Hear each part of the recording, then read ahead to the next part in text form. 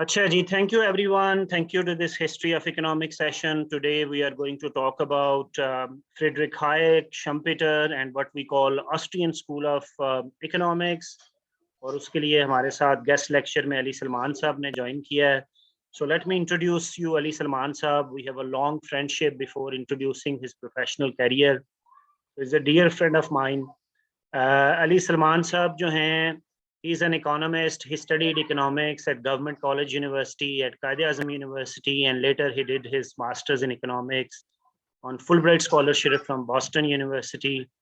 और उसके बाद वो पाकिस्तान में आगे पाकिस्तान में कुछ और भी काम उन्होंने किए, लेकिन उसके बाद he established a think tank that's called Policy Research Institute of Market Economy.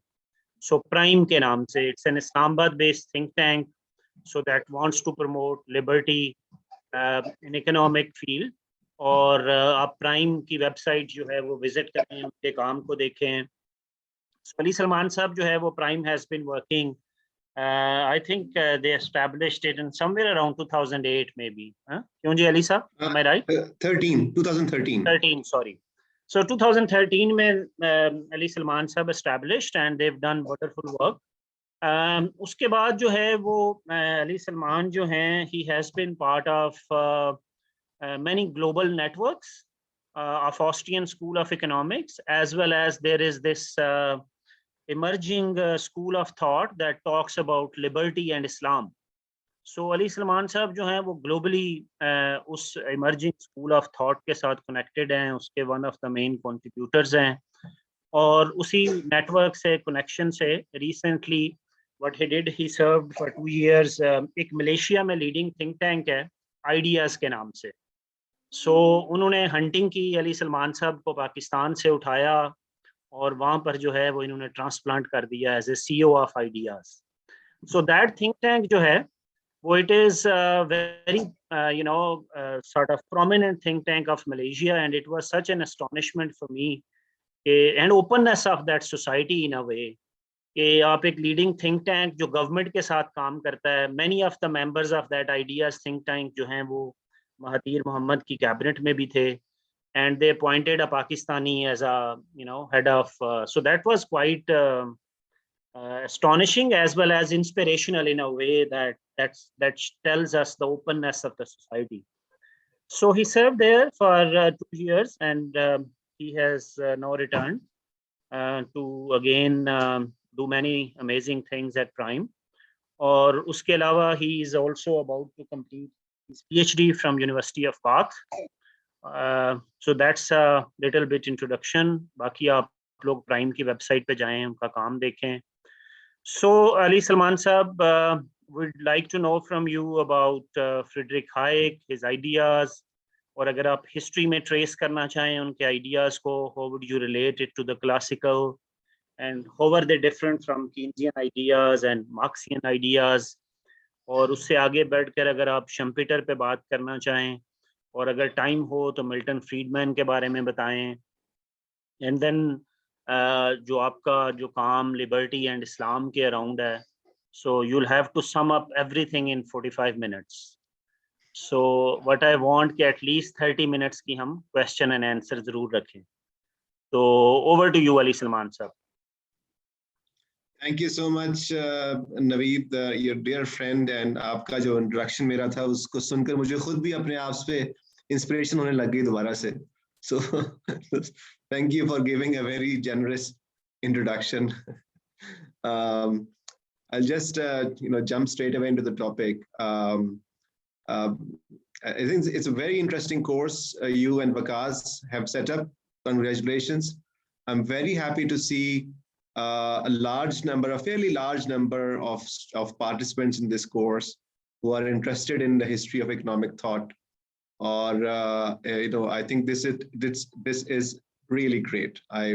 Because जो हमारे economics के अंदर जो discussion हो रही है universities में, unfortunately ideas की कोई discussion नहीं होती है. Mostly वो हम even यहाँ पर भी, मैं आपको बल्कि frankly even मैं US में भी जब Boston University में था तो वहां पर भी आइडियाज इतने नहीं होते थे, बस मॉडल्स ही चल रहे होते थे. तो where the core of ji core of ideas जो है वो core of economics है, it's about ideas, it's about philosophy, moral philosophy, political philosophy, वो चीजें कहीं बहुत पीछे रह गई हैं. So I think your course is a great contribution to reconnect our youth with that original contribution of economics, because economics and political science of course are mother of, like they are the fountainheads of all social sciences. So I think आपने बड़ा अच्छा वो laid out भी कर लिया है, जो एक history आपने बताई है, वो बिल्कुल सही है. और I think उसके अंदर जो Austrian school आपने बताया, especially the role of Frederick Hayek and Milton Friedman. मेरी आज जो बेहतर मैं बात करूंगा वो हायक और फ्रीडमैन के ऊपर ही बात करूंगा, और आई थिंक हम थोड़ा सा उसके ऊपर जो मेरा काम है इस्लाम एंड इकोनॉमिक्स उसके ऊपर थोड़ा सा मैं बात कर लूंगा, लेकिन वो एक माइनर पार्ट होगा. मोस्टली हम बात करेंगे कि जो ग्लोबल इकोनॉमिक थॉट है उसके अंदर, कमिंग स्पेशली फ्रॉम केनेजियन फ्रेमवर्क, और वहां से चीजें आगे लेकर फिर फ्रेडरिक हायक और मिल्टन फ्रीडमैन का क्या रोल रहा और आज हम कहाँ खड़े हैं. वो खैर आई थिंक आपके जो उसमें लेटर ऑन पार्ट्स में आएंगी चीजें जो आप न्यू ग्रोथ का जिक्र करेंगे, और वो that would be I think a nice connection later on. But let me start with Frederick Hayek, and I'll run a small presentation just for reference, some of the words and terminologies I'm going to use, but I'll try not to make it too complicated, although economists all over the world live on making simple things too complicated. That's their profession. So I'll try to make it simple as possible.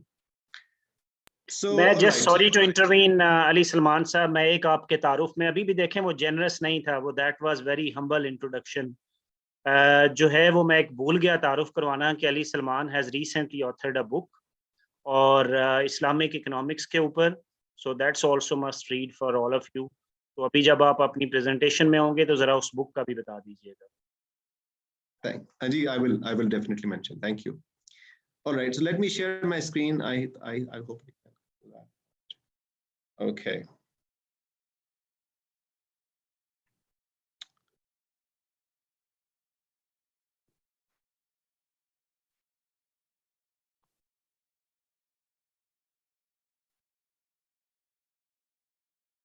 Is my screen all right?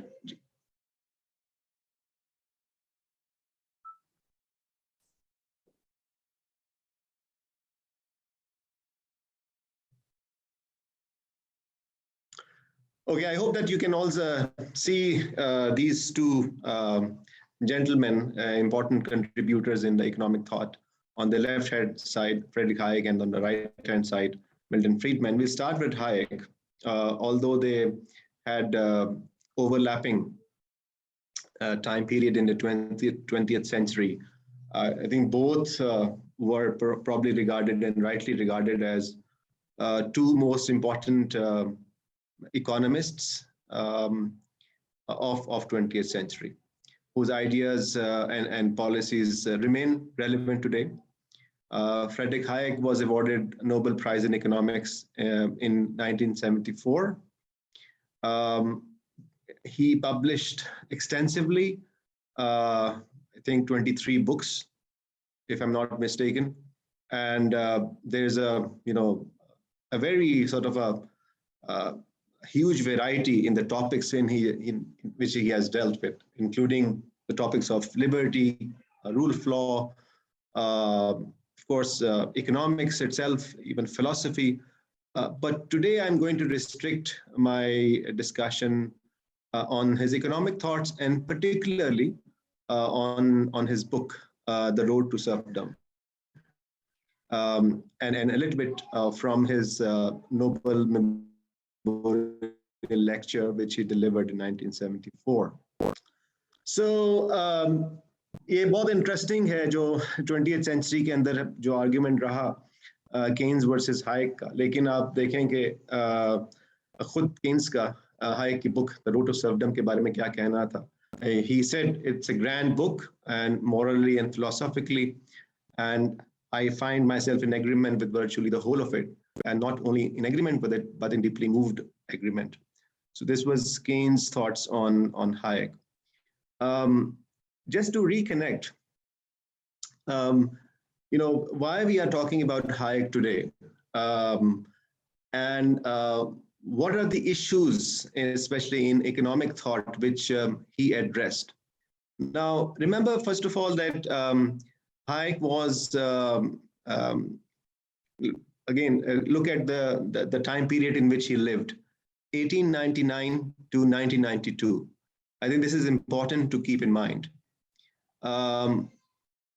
Keynes became popular with his book after the Great Depression. Great Depression was 1929, and Keynes' book came in 1937, if I'm not mistaken. And so at that time, Hayek started reading into and also evaluating the Keynes framework, and beginning to find himself in disagreement with Keynes. Now, what was Keynes saying? Keynes was in favor of. Keynes was a classical economist, as Naveed rightly pointed out, but he thought that in the time of falling prices, government has an important role by by creating aggregate demand. Let's say जब हम कहते हैं कि government खुद ज़्यादा spending कर रही होती है, डेफिसिट स्पेंडिंग कर रही होती है, इंफ्रास्ट्रक्चर स्पेंडिंग कर रही होती है, तो गवर्नमेंट वो एक डिमांड क्रिएट करती है सोसाइटी के अंदर, इकोनॉमी के अंदर. वो जो डिमांड है गवर्नमेंट से शुरू होती है और फिर वो ट्रिगर करती है नीचे की तरफ. अगर गवर्नमेंट एक इंफ्रास्ट्रक्चर का ऑर्डर कर एक इंफ्रास्ट्रक्चर प्रोजेक्ट बनाती है, बेशक उसके पास बजट नहीं होता है, वो डेफिसिट फंडिंग करती है, मीन्स कहीं से वो लोन ले लेती है, तो वो उससे कोई प्रोजेक्ट क्रिएट होता है, उससे एम्प्लॉयमेंट क्रिएट होती है, उससे लोग बिजी हो जाते हैं इकोनॉमिकली, और वो जो इकोनॉमिक एक्टिविटी है फिर वो डाउन स्ट्रीम चली जाती है. सो ये एक, मैं उसको बहुत सिंप्लीफाई कर रहा हूँ केन्स के जो एग्रीगेट डिमांड के कॉन्सेप्ट को. And this was also remember also the interwar period. That's what very important. जहाँ पर interwar में ये और दोनों world wars में ये हुआ obviously कि काफी ज़्यादा जो economic planning थी or in terms of also how the economic plans were being laid out became centralized, and due to wars people sort of accepted that central planning, top-down planning, government procurement, government funding of lot of activities in defense, but also related with the civil infrastructure, was accepted as a norm. So that was the time, and it was also the time. The interwar also was the time period for the Great Depression. So it's not. In that time period, Keynes' philosophy became immensely popular. And for a large part of 20th century, a significant part of 20th century, it is a given that this war of ideas, on one side Hayek, on one side Keynes, was won by actually Keynes, because governments, starting from 1940s, 50s, actually followed the framework and the philosophy of Keynes and not of Hayek.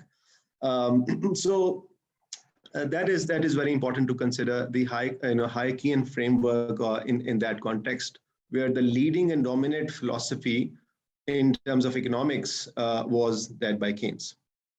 Now, in that in that framework, in that context, Hayek comes in, and he started talking about initially, about the central planning, which was a key feature of socialism. So by that time, we had, before already, of course, the Second World War, um, Soviet Republic was born, and the world already was seeing a model of a socialist economy, which was a centrally planned economy with price controls, with the government which was consciously directing the activities in the economy. Partly also not just in Soviet world, but also in let's say in America, in Europe, the idea of corporate subsidies was well entrenched, where corporate and the private sector was given subsidies by the government. So these were the ideas which Hayek was opposing. So Hayek was against central planning. He was against price control. He was against corporate subsidies. He was against consciously directed activities, meaning कि जी government ये बताए कि किस sector के अंदर किस तरह की इन्वेस्टमेंट जानी चाहिए, कैपिटल को कैसे एलोकेट करना चाहिए. ये सारी चीजें हमें आज भी नजर आती हैं मुख्तलिफ मुल्कों में, सिर्फ पाकिस्तान में नहीं, लेकिन ऑब्वियसली हम यहाँ पे एग्जाम्पल देख सकते हैं. And interestingly, in his work, The Road to Serfdom, Hayek extensively used the word or the phrase competitive system, but he was not using free markets. He was using, again, and his contrast was central planning versus competitive system. Right? So central planning, government deciding top down, and competitive system, it's free enterprise. It's the private sector who are competing with each other for a share in the market, and based on the products, based on the quality of attributes, without any subsidies from the government, without government having to lay down any planning in terms of which sectors should survive or thrive, and without the government having to introduce any kind of price controls. So central planning versus competitive system. Now, again, it is important that when Hayek was talking about end of central planning, his main sort of, I think his first enemy in terms of the ideas was socialist state, socialism. And it is important to remember and recall that right after the World War II finished, at that time, of course, in the Allied forces, Soviet, US, UK, all they were on one side. The Allied forces, led by US, faced this threat, very credible threat, that we have in the shape of Soviet Union, we have an alternative model which can attract a significant part of the world. And this is exactly how it happened. Europe was divided fairly soon. You would all be aware of how Germany was divided and how Korea was divided. So this was not just ideology. This was being impacted. This was impacting lives of people, economies of people, and ultimately future of these countries, which were joining one camp or another camp. There was a significant appeal in socialism. And still the appeal is still there. Socialism talks about equality. Capitalism does not talk about equality. It talks about the freedom to create wealth. Now, so in this sense, I think Hayek work is important, but he was also conscious that while he was opposing the ideas of central planning, he was not supporting laissez-faire, right? So he was not saying we can just leave it as it is. He was in favor of using the forces of competition as a means of coordinating human efforts. And he was convinced that we need a carefully thought out legal framework. Without a legal framework, even the forces of capitalism would not be able to create prosperity for a large number of society. I think this is for a large number of people in the society. This is extremely important, that without the proper legal framework, without regulations, we can't, we can't expect the free market to deliver largely for a great number of people. Here is very important distinction which Hayek was drawing in his book. And that distinction was between planning and regulation. Both are different. So in Hayek views, competition can exist with regulation, but not with planning. So what is the difference between planning and regulation? It is important to understand. So think about a road. Road is being constructed as a way of planning. We need it for public infrastructure. So that is all fine. This needs to be spent.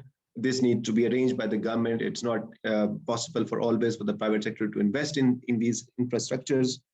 But then we also need some regulations, some rules to abide by. For instance, where the factories can be built, what will happen to the environment, what will happen to the labor laws, what will happen, what should be how should the contracts be driven between the private enterprises, how should be the judicial system should look like. These are all the examples of regulations. And planning, on the other hand, is a function or is an activity where, let's say, government is saying that we have a fixed we have a fixed private sector capital. It's available in the banks. Commercial credit is available. Now, government would may introduce some incentives or give some preferential treatment to particular sectors, and therefore it becomes a directed activity. This is an example of a planning, and regulation is something else, right? So that is very important to understand. So we need competition, we need regulation, but according to Hayek, not planning per se. He was in favor of the government having to, performing different functions, working hours, environmental concerns, social services, and this is consistent with the classical liberal tradition, generally speaking, which the economists in the tradition, starting from Adam Smith, have maintained that we need a fair government, we need a system of easy taxation, we need an environment where general condition of peace are established. Remember Adam Smith, you have attended the lecture already. So these are important functions of a government, without which perhaps a market which can have fruits for a greater number of participants in society can exist. So this is important. And then it is also important, I think, that as in these societies, so of course Hayek was, when he was writing in Europe and in US later on, he was talking about the society and he was talking about the economic development which that society has achieved. And he's showing confidence that the society, through its own resources, through the level of the development, through the level of economic development it has achieved, should be able to provide food, shelter, clothing, and other basic rights to the members of society, without compromising on on freedom. Now, when the word freedom today may not see very clear, because we think to think we will we be inclined to think that okay, we have freedom to do everything. But I think in a world where maybe half of the world was living under the Iron Curtain, the importance of freedom was to be realized, and that was the sort of the war of ideas which Hayek and many others were leading in that age. So while he was saying that society and state should be able to provide these basic rights, essentially the guiding principle has to be a policy of freedom for the individual is the only true progressive policy. These are important words because we have also the opposite understanding of it, in which we say that okay, individual doesn't matter; it is a society should matter. The other view, of course, and I think we'll talk about it in question and answers, but we don't talk about individual freedom; we talk about social freedom, and we think that this is what a progressive policy should be about. But in a Hayekian framework, closer to classical liberal framework, and also Austrian school, this is based on the individual freedom. And this was the kind of the work, I think this was a very significant contribution which Hayek made in that thought process through writing books, giving lectures, and also advising the emergence of new think tanks. Now, this is a bit of a story about Hayek when we talk about the think tank. It's a very famous story in our think tanks that back in 1945, immediately after the World War II finished, Hayek, there was this UK British poultry farmer. His name was Anthony Fisher, who also served as a pilot during the war. He met Hayek and he said to Hayek that I would like to establish a political party in UK to fight socialism, or to fight socialism, tendencies of socialism. Now, Hayek advised him to do not establish a political party, but rather establish a think tank. And exactly 10 years after his advice, but very much inspired by that, Fisher, who was a businessman, established the first free market think tank in UK. It's called Institute of Economic Affairs. Now, interestingly, Institute of Economic Affairs, when it started publishing papers on, let's say, on rent control, on coal industry, on labor unions, on privatization, all in context of UK's economy, for 20 long years in UK, those ideas were ignored.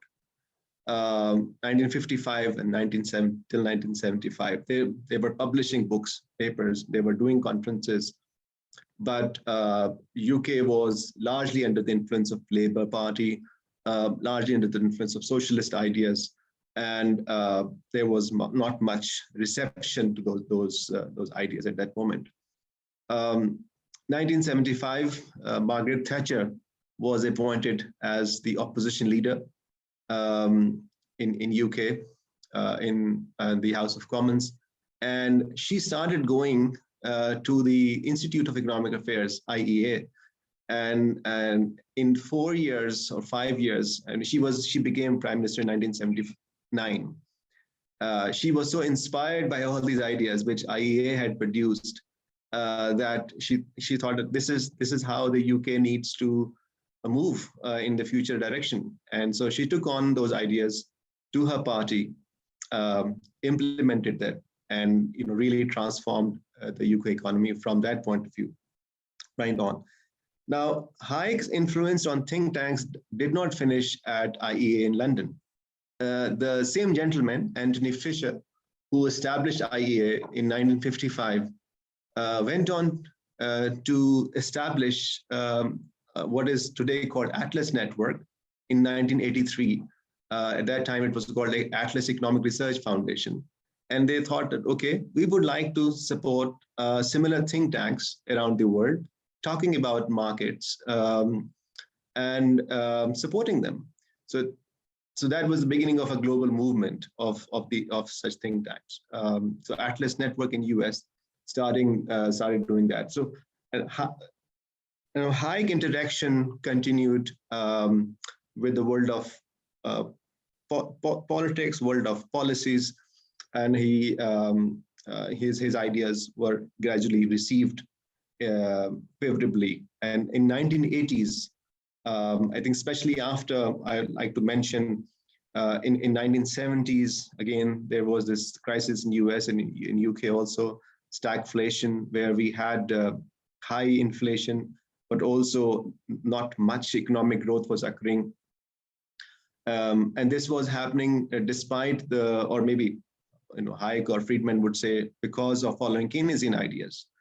And so ultimately they had data to prove that, those ideas are not working in the long term, and they need to go back to the classical foundations of economics. Government needed to be rolled back, and privatization has to be brought in, and thus began the counter-revolution. And from 1980s onwards, this was not just limited to UK. This was also taken up very soon in US by President Ronald Reagan, who started similar counter-revolution in US, as was happening in UK. So and you would often, maybe आप लोगों ने सुना होगा एक word हम बड़ा use करते हैं, usually negatively, Washington consensus. So a lot of Washington consensus ideas goes back to that time, early 80s. And a lot of today's sort of policies in terms of reforms, economic reforms, trade liberalization, go back to that confluence of ideas in early 80s.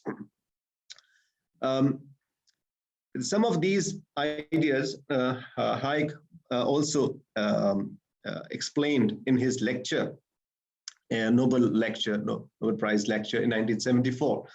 Now, remember, I have told you that a lot of Hayek's time was spent on fighting the ideas or model of a socialist economy, but he also heavily criticized the Keynesian school of thought, and he took significant. He mentioned in his lecture that the increase of aggregate demand have become a cause of very extensive misallocation of resources, which is likely to make later large-scale unemployment inevitable. Now, to simplify, what he was saying, that there is, अगर हम full employment की तरफ जाएंगे, अगर हमारा full employment हमारा objective होगा, और उस objective को achieve करने के लिए अगर government artificially capital को pump in करेगी, या infrastructure develop करेगी, या बहुत extensively जो resources को reallocate करेगी, तो ये सारा temporary phenomena होगा, और maybe कुछ अर्से के लिए हमारी jobs create हो जाएं, लेकिन because those jobs would not be driven by demand from the economy, that will be all short-lived, और उसके बाद जो एक shock आएगा वो ज़रा significant होगा as compared with incorporating, let's say, what later on I'll talk about in a moment, Milton Friedman called a natural rate of unemployment. So from a wide stroke attack on the socialist model of economy, Hayek also zeroed in on the Keynesian school and the Keynesian ideas of creating of aggregate demand. Sorry. And that was the sort of the movement which he continued and he believed till the end of his life, in 1992. So that was the, I think, very sort of simple introduction to the ideas of Hayek. I'll move on now to the other most influential economist of 20th century, Milton Friedman, 1912-2006. He was awarded Nobel Prize in Economic Sciences in 1976. This today's discussion, or the content of his thoughts, are largely based on the book Milton Friedman, written by William Ruger in 2011. Now, again, why Friedman is relevant? It is very important to understand why these ideas are relevant today. First of all, to begin with, like Hayek, Friedman was a staunch critic of Keynes. He started as a Keynesian. He writes initially that I believe in what Keynes was saying, but unlike Hayek, Friedman was a more, I would say, had a different way. So Hayek was coming from a philosophical point of view, and Friedman was more of a positive economist. So what is a positive economist? Or was positivism? Believing in data, strong rigor of the empirical evaluation of a theory, and extensive historical surveys, testing theory against data. So that is what Friedman was known for. And so he started collecting historical data on prices, for instance. His book on US history, he published in early, I think, 1960s, which covered the US data of 1867 to 1950s, if I'm not wrong. And basically, he showed from his extensive empirical and historical work that Keynes' theory that once the government can induce aggregate demand by deficit spending is flawed. And even today, of course, this discussion or critical evaluation of aggregate demand model is quite relevant. Second, why is Friedman relevant? He talked a lot. He wrote a lot on exchange rate, and he took a very opposite position to the prevalent time period. We'll talk about it in a moment. Then central bank independence. He had certain views on central bank independence, whether it should be independent or not. And then mostly Milton Friedman, known for his work on inflation and the school, Chicago School, and the work which is also known later on as monetarism. So I think these are the four important pillars of his economic thought. Milton Friedman is also known for many other work which he published over about a 70 years academic career. And one of that is very famous, his work on school vouchers, school choice. He thought that instead of government providing the school budgets directly, government can empower the school administration and parents, through vouchers it can actually improve education. But I'm not going to discuss that today. But if there are any questions, maybe we can still do that. By the way, there is some kind of relationship in my own work also. Back in 2009, I published a small booklet, which is called Review of Education Voucher Scheme in Punjab. I don't know if you're aware, but government of Punjab started doing vouchers in 2006. And I, on the platform of another think tank called Alternate Solutions Institute, did an independent evaluation and found astonishing results, positive results, and we published that study endorsing the model. Again, these ideas are not just philosophical or theoretical ideas. These ideas actually have consequences for our lives and for our future. All right, so more on Friedman. Okay, a little bit of economics here. I'm afraid I cannot avoid that. So again, remember, Keynes still is the most influential economist in 20th century for the large part of 20th century. And like Hayek, Friedman was opposing Keynes.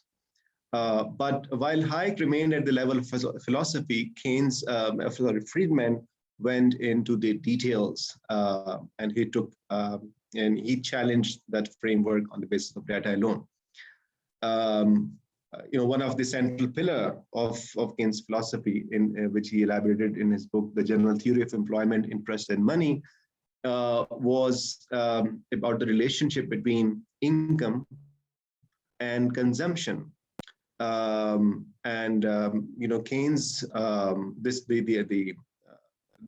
the underlined words are referred to Keynes: when people's income rises, consumption does as well, but not as much as increase in income.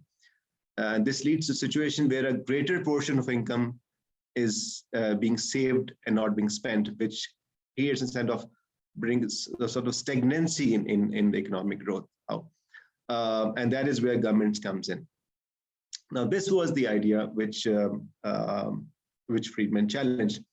And he got later on his Nobel Prize, essentially based on his consumption theory, challenging Keynes' theory and introducing his own theory, which in simple words is, it's known as permanent income hypothesis. In simple words, it means that when people are spending, they are basing their spending decisions on the basis of their estimation of their future earnings. What do they expect? And not necessarily their current income. So there is a kind of a life cycle approach, which was also picked up by other economists, by Friedman. Friedman was the founder of Chicago School of Economics. And Chicago School of Economics became extremely influential through its policies, through its ideas into the world of policies. With the Friedman, people like Nobel laureates like Gary Becker also influenced the school, the world of economics heavily. The vice chancellor of PI, Dr. Nadimul Haq, is a student of Gary Becker. So these ideas are very relevant and alive around us. So again, flowing from this idea that how people would actually want to spend their income is driven by their expectations. And that also led to different theories later on, but I will not go into that detail. The implication, I think what is important to understand is the implication. Implication is that, later on in 1980s, I already mentioned the 1980s में क्या हो रहा था उस वक्त US में the government, Reagan की government आ चुकी हुई थी, हम tax cuts की बात कर रहे थे. तो permanent tax की बात की जो philosophical foundation थी वो Friedman दे चुका था. I don't know if you're aware, there's also another famous economist, Arthur Laffer. I believe कि वो भी इस कोर्स में शामिल नहीं उनका काम. The very known for Laffer curve, which he drew in 1974 randomly sitting in a restaurant. Interestingly, Arthur Laffer was in Islamabad in November last year. We invited him for a lecture. Laffer was a member of Ronald Reagan administration, and he heavily advocated permanent tax cuts, which was accepted by the government, and US government introduced heavy tax cuts, which then propelled the economic growth, and they were able to sort of regenerate the US economy in that time period. So these are ideas all sort of relevant. And again, I think another sort of phrase which we often use in the economics is There is a demand side economics, which is like, okay, aggregate demand, Keynes. And the other school of thought is known as supply side. So Arthur Laffer is known as the father of supply side of economics. If you go on our website, Prime Institute website, you will find the YouTube recording of his lecture, which is delivered in Islamabad. He's 82, he's still active, his ideas are still sort of sought after. So anyways, coming back to Friedman, the other sort of view which Friedman was known for was his views on flexible exchange rates. Now, going back to the World War II, Bretton Woods system was introduced after in early 1940s. And this was a fixed exchange rate in which US dollar was the center. So the currency, the other currencies were defined with relationship to the value of US dollar, sort of pegging. Opposing that idea, Friedman actually called as early as in 1948 for a flexible exchange rate, right? And that idea was rejected because people did not consider this idea relevant at all, and they thought that this will bring a lot of instability in the monetary system if there are flexible exchange rates. But Friedman was convinced that this is a bad idea, and ultimately rates needs to be liberalized. The world took about 20 years to start appreciating his ideas on flexible exchange rate. Come early 80s, again, we have the ushering of trade liberalization, and people realize that, okay, trade liberalization can only work consistently with flexible exchange rate, in which the exchange rate are determined by market forces. And it allows the governments to pursue more independently their fiscal and monetary policies rather than being worried about fixing the exchange rate. Again, big debate in Pakistan in Pakistan has taken place, is happening on current government flexible exchange rate system. Although some people thought it's still not flexible truly in market sense, but all right, they have at least notionally moved to this market-based exchange rate. We can talk more about it. But again, these ideas of flexible exchange rate largely owe to the foundation, to the work which Friedman did, both through his theory and through his empirical work. Then Friedman's work on monetarism is perhaps the most influential work on inflation. Remember Keynes, he was talking about government spending. Government spending means fiscal operations. So he was all about fiscal policy. I'm trying to I'm really trying to simplify here. Friedman comes in and he says money matters, and the stock of money, which is creation of the government, plays an important role in the level of economic activity and prices. And therefore he was for a system which is stable, which is which we thought that for market economy there has to be a system of sound money. And if government is printing money without any rules, for instance, then it can easily erode purchasing power. It can destroy or it can disturb business planning. अगर आप business plan कर रहे हैं और आपने एक साल के लिए अपने कोई prices estimate करनी है raw materials की, for instance, और उस साल raw materials या labor force या labor rates या और आप चीजें जो है वो बहुत आपकी expectation से बहुत ऊपर चले जाएं, आपके range से भी ऊपर चले जाएं, तो आपका पूरा business plan disturb हो सकता है. So inflation does not only impact the consumers, but also they impact producers from a business planning point of view. And therefore it is important to play by rules and define some rules for the money supply. Here, his role comes in again when he talks about the role of central banks. And interestingly, he was in favor of he was not in favor of central bank independence in the sense that we are using today. So Pakistan just passed this law or introduced this, passed this law already in the National Assembly of central bank independence. Milton Friedman was not in favor of giving this discretion to central bankers.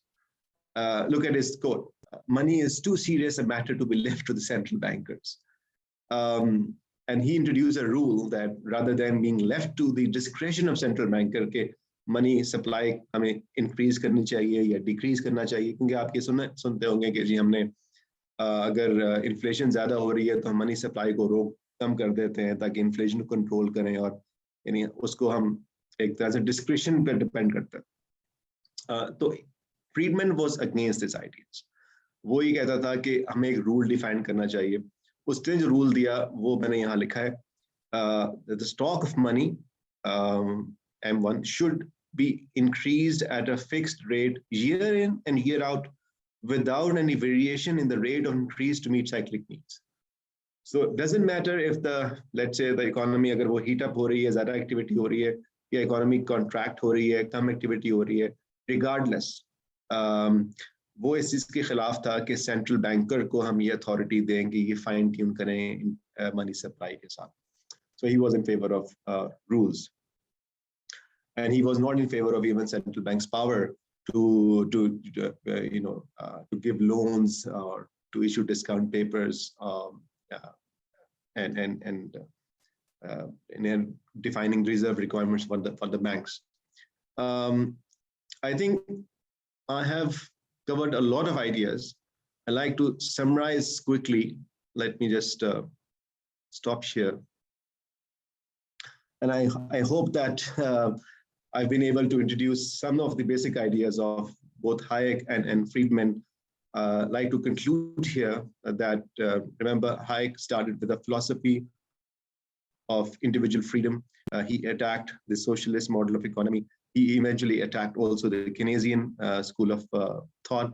Milton Friedman joined hands, and he was, like Hayek, he was for free enterprise, free markets, but you also introduce rules around which stable monetary system, for instance, which is a precondition for the market economy. Both of these philosophers or economists were extremely influential, just like Keynes was very influential in public policies around the world, and still remain relevant in my humble opinion. So I've introduced specific ideas and debates around it. I think we can talk about Friedman and Hayek. Sorry, I did not address my own interest so far. Maybe I'll just this may take a debate to a different level, so I'm a bit conscious here. But the work which I published is called Islam in Economics, a Primer on Markets, Moral and Justice, looks at the history of economic thought within an Islamic framework, and talks about the practice of economic organization for an early Islamic society, and then contrasts those practices with the modern discipline of Islamic economics, and finds that they are at odds. So I argue that the subject of Islamic economics, as we teach today in the universities, is actually at odds with the economic system which Islam introduced in its early history. It's closer to the free market ideas, but I think it's not fair for me to say that it is close to capitalism and not close to communism. I'm not going to make that argument. And I do recognize that this debate is more nuanced. But I suggest that we keep the focus of today's discussion on the economic thought as in the sense Hayek and Friedman framework, and maybe in question and answer we can discuss that. Thank you, Hari. How are we doing in terms of time? Thank you. It's a wonderful lecture and a lot of learning for myself. The way you've explained, I think it made much more sense. So just to reiterate what we've been talking about since the beginning of this course, the purpose of this course is that we want to introduce you to the history of ideas and how those ideas actually influence the real world. So there are many lessons out of it. One, ideas are very powerful. और वो ideas जो होते हैं, looks like sometimes वो ideas उस वक्त implement नहीं होते हैं, but ideas have a longer life actually, and they continue, they regenerate, they reorganize themselves. Sometimes external forces, sometimes interaction of ideas and events happens. So this is the learning outcome of this course, how things happen. और sometimes हम समझते हैं कि ideas नहीं है, power कुछ और है, but ideas are actually powerful. One. Second जो है वो is just to encourage you to read different school of thoughts. What happens and what I've felt in Pakistan, like if someone is exposed to Marxian economics, Marxian school of thought, and if I would ask them that, have you ever read Hayek? So I'm not saying that they should not have become Marxist actually. Everyone has a right, but what I say that explore different schools of thoughts and then make your own judgment and then make your own analysis. और जो hike को अगर कोई ऐसे free market वाले लोग आ जाते हैं and then not हाइकियन नहीं है actually, I'll also come to it later, कि कैसे आइडियाज को जब इम्प्लीमेंट किया जाता है तो आइडियाज डिस्टॉर्ट भी हो जाते हैं. जो उनके ओरिजिनेटर्स होते हैं वो I think Hayek also mentioned at some point of time कि उसके डिसाइपल्स ने उसको जो है ना वो बदनाम किया है. सो हायक की अगर लिबर्टी और फिलॉसफी और आइडियाज की एलिगेंस देखें तो it is not what we call the modern day new liberal जो है जिसको इकोनॉमिक्स कहते हैं. तो that's at least my interpretation Hayek की. तो मैंने कुछ रिसोर्सेज चैट में भी लिखे थे. Particularly I would recommend William Easterly's book Tyranny of Experts, Dictators, Economists and Forgotten Rights of the Poor. उसके जो initial few chapters हैं, he has eloquently जो है वो discussed the difference between Hayekian school of thought and the central planning. So Austrian school of thought जो है वो generally इतनी traction academic world में नहीं gain कर सका जितनी policy world में gain हुई. अगर आप यूएस में भी देखें तो जो इकोनॉमिक्स के स्कूल्स हैं they are mostly left leaning होते हैं. So there are few universities, Chicago school of economics कह लें, जॉर्ज मेसन यूनिवर्सिटी कह लें, और इस तरह के और कुछ स्कूल्स हैं those go for conservative economics. बाकी जो है वो उनसे इंस्पायर्ड जरूर हैं but they mostly are left leaning जो है. सो वो जो है इसी के ऊपर वो जो है वो मैंने आपसे जो रैप सॉन्ग्स दो शेयर किए हैं. Those are excellent illustration Hayek versus Keynes. Everyone knows Keynes and no one knows Hayek. So हमारा इस लेक्चर से इंट्रोड्यूस करने का उसकी बुक्स को देखें, उसके आइडियाज को देखें, उसकी एलिगेंस को देखें. So you will find out के एक दफ़ा अली सलमान के इवेंट में there was a woman and I am forgetting her name. तो उसने कहा ये जो न्यू लिबरल और क्लासिकल, न्यू लिबरल और हाइकियन या क्लासिकल इकोनॉमिक्स का रिलेशनशिप है, this is just like Islam and Talibanization, कि एक इस्लाम है जो एग्जिस्ट करता है और एक इसके अंदर तालिबान है. तो व्हाट शी वांटेड टू से कि ये जो न्यू लिबरल जिसको हम न्यू लिबरल एजेंडा कहते हैं, so that's not what Hayek thought about और classical economist thought about. But I am not sure whether that's true statement और not. That you should explore yourself. लेकिन what we are trying to do is making sense of those ideas, how they evolved, how they changed, how they impacted world around us. Gary Becker का जिक्र आया. So Chicago School of Economics ruled economics for a very long time. Still it rules, but most of Nobel Prize economists were coming from Chicago School. And so है अभी एक नया जो revolution आया जिसमें पिकेटी की जो book है उसने फिर ये थोड़ा सा टर्न अराउंड किया है इकोनॉमिक्स के डिसिप्लिन को, और उसमें द न्यू स्कूल का जो कंट्रीब्यूशन है दैट इज़ आल्सो इम्पोर्टेंट, जिसमें एक काउंटर रेवोल्यूशन है. So we need to follow all these school of thoughts and make sense of these things. जैसे मैंने आपको कहा कि मैंने उसमें चैट में लिखा था जो इंस्टीट्यूट ऑफ इकोनॉमिक अफेयर्स है, अब it was inspired by that Hayekian school of thought and it ended up advising Margaret Thatcher, or that's how it became. I mentioned that how it became popular for right or wrong reasons, because privatization often the way it is criticized, और उसमें भी मैं समझता हूँ कि जो privatization का idea है, that is usually different than what we issue face in the administration of privatization. So these are some of the things that I just thought to make sense, कि हम चूंकि इस सारी अंडरस्टैंडिंग को before इसके कि आप अली सलमान साहब से मुतासर हो के सारे हाइकियन बन जाए, तो I just wanted to share with you, explore different schools of thoughts. और Vikas, would you like to add few comments before we open for question? हमारी क्लास तो 8:30 पे ख़त्म हो जाती है, लेकिन will continue as long as जो लोग पहले जाना चाहेंगे वो चले जाएंगे. हम वीडियो शेयर कर देंगे, and with the permission of Ali Salman, we'll also upload this video on the YouTube of Learners Republic. वो भी हम शेयर कर देंगे.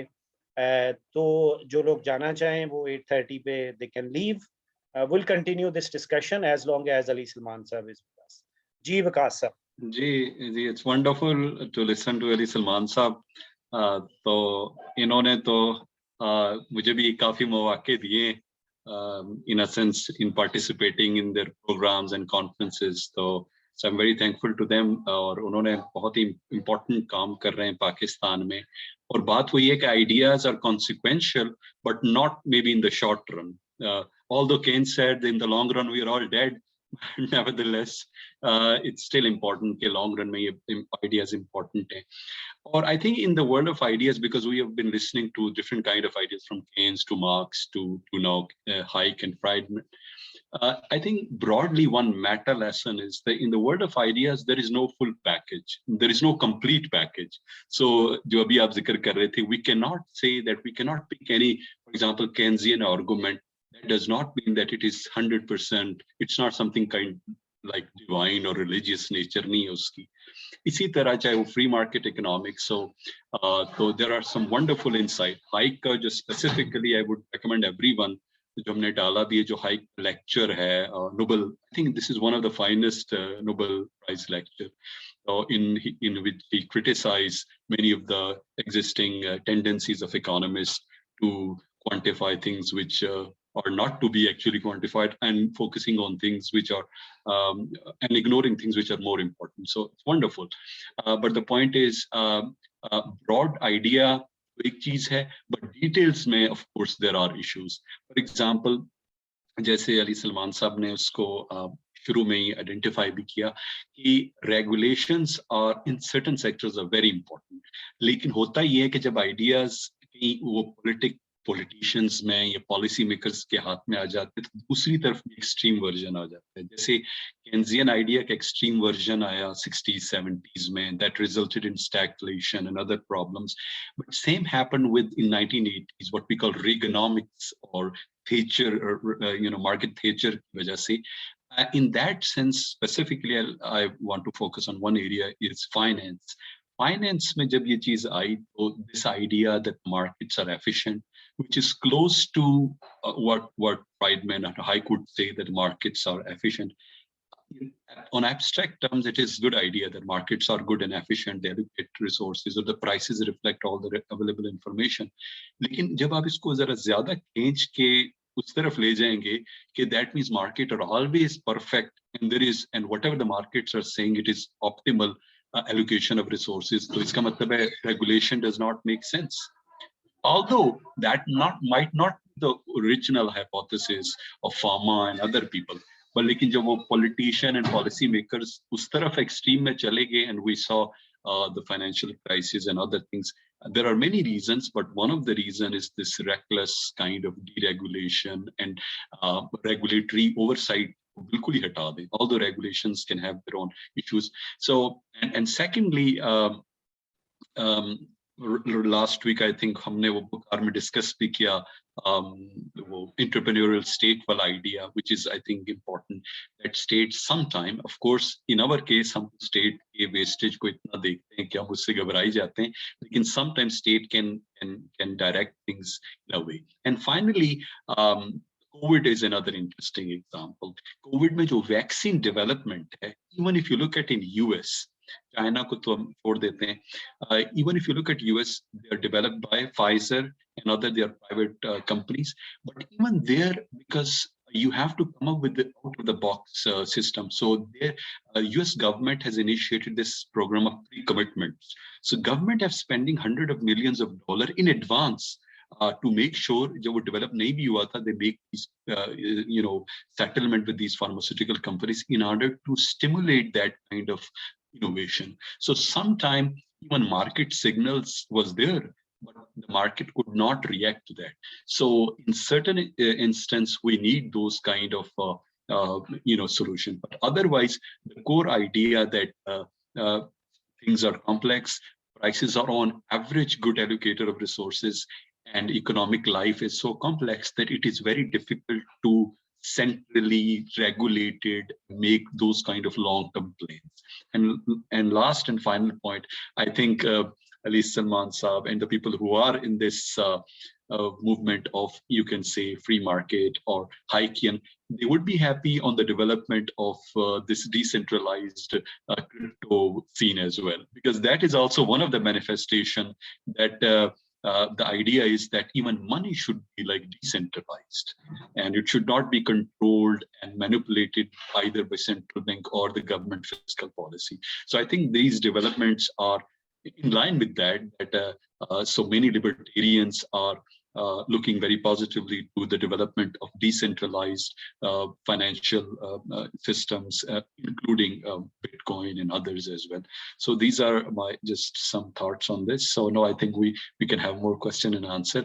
I shared a couple of links, so like you shared this Ross, because the person behind that rap video was Ross Robert, and I would recommend every one of you. He's basically a Haykian free market economist based in George Mason.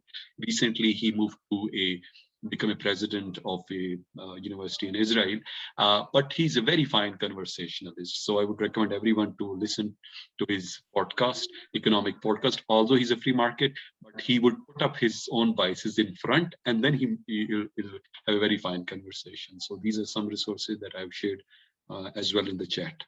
So thank you. Thank you, Vikas साहब, wonderful commentary. And उसमें जो है वो अभी हम मजीद हम इस पे क्वेश्चंस भी करेंगे. Two things that I'd like to mention. एक जो लिविंग लेजेंड है ऑस्ट्रियन इकोनॉमिक्स के, जिनको मैंने बहुत ज़्यादा उनके लेक्चर सुने यूट्यूब पे, एंड ही इज़ वन जिसके वो इजराइल किर्जनर है, और उनका जो एंटरप्रेन्योरशिप पे जो काम है, पता नहीं main stream Austrian school of thought किस हद तक उनको जो है वो गुरु मानते हैं कि नहीं मानते एज अ लिविंग लेजेंड, लेकिन मेरी नज़र में he has a great contribution. And still इसको क्या कहा जाए कि जिसको कहना चाहिए कि मच लेस एक्सप्लोर्ड एक्चुअली. अगर आप उसकी पावर ऑफ हिज आइडियाज़ देखें, उसके फॉर्चुनेटली उसके यूट्यूब पे लेक्चर्स बहुत मिल जाएंगे आपको इजराइल के, तो वो देखें तो it's such a fascination the way. एक तो वो आर्ग्यूमेंट्स बड़े अच्छे तरीके से प्रेजेंट करता है, हिज सीरियसनेस टुवर्ड्स स्कॉलरशिप, और दैट इज़ समथिंग जो है वो इट्स वेरी इम्पोर्टेंट. इसी तरह रस रॉबर्ट का जो मैंने जब पहला भी लेक्चर आपको दिया था, तो वो मैंने उस नावल का आपसे जिक्र किया था जिसमें जो है वो invisible heart and economic romance. So that's also a wonderful novel, जिसमें थोड़ी ऑस्ट्रियन स्कूल ऑफ थॉट की आपको समझ भी आएगी. सेकंड, आगे चल के ना मैं खुद थोड़ा अली सलमान साहब से एक क्वेश्चन, अभी मैं उसको जस्ट टू रिमाइंड के मैं भूल ना जाऊं, और अली साहब भी याद रखें, आप लोग भी.